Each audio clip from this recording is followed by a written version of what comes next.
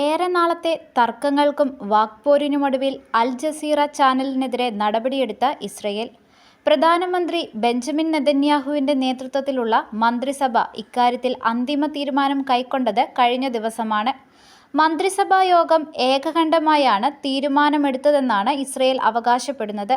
ഗാസയിൽ ഇസ്രയേൽ നടത്തുന്ന കൂട്ടക്കുരുതികൾ റിപ്പോർട്ട് ചെയ്തതിനാണ് ചാനലിന് വിലക്ക് ഏർപ്പെടുത്താൻ ഇസ്രയേൽ സർക്കാർ തീരുമാനിച്ചത്.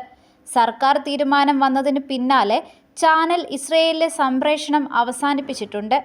ഗാസയിൽ മാസങ്ങൾ നീണ്ട യുദ്ധത്തിൽ ദേശീയ സുരക്ഷയ്ക്ക് ഭീഷണിയായി കണക്കാക്കുന്ന വിദേശ ബ്രോഡ്കാസ്റ്ററുകളെ ഇസ്രയേലിൽ താൽക്കാലികമായി അടച്ചുപൂട്ടാനുള്ള നിയമം ഇസ്രയേൽ പാർലമെന്റ് പാസാക്കിയിരുന്നു. ഇതിന് പിന്നാലെയാണ് മന്ത്രിസഭ അൽ ജസീറ ചാനലിനെതിരെ നടപടിയെടുത്തത്. എക്സ് പ്ലാറ്റ്ഫോമിലൂടെ നെതന്യാഹു തന്നെയാണ് ഇക്കാര്യം അറിയിച്ചത്.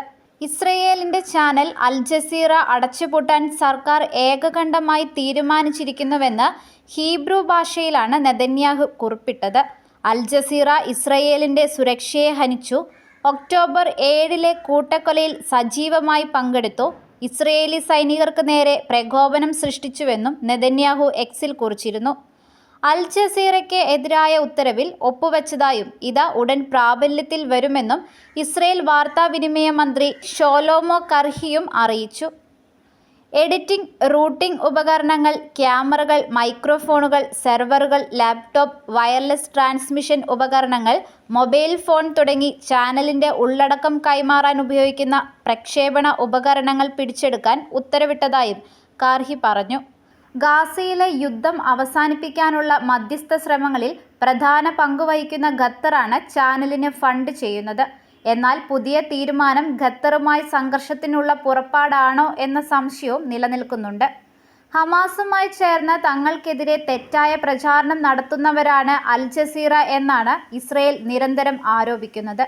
എന്നാൽ ഈ ആരോപണങ്ങൾ അൽ ജസീറ ആവർത്തിച്ച് തള്ളിയിട്ടുണ്ട്. യുദ്ധത്തിലുടനീളം ഗാസയിൽ തുടരുന്ന വ്യോമാക്രമണത്തിന്റെയും പരിക്കേറ്റവരാൽ തിങ്ങിനിറഞ്ഞ ആശുപത്രികളുടെയും രക്തരൂക്ഷിതമായ ദൃശ്യങ്ങൾ സംപ്രേഷണം ചെയ്യുന്ന ചുരുക്കം ചില അന്താരാഷ്ട്ര മാധ്യമങ്ങളിലൊന്നാണ് അൽ ജസീറ. അതേസമയം ഹമാസുമായി വെടിനിർത്തൽ കരാർ അംഗീകരിക്കണമെന്ന് ആവശ്യപ്പെട്ട് ആയിരക്കണക്കിന് ഇസ്രയേലികൾ കഴിഞ്ഞ ദിവസം പ്രതിഷേധിച്ചിരുന്നു.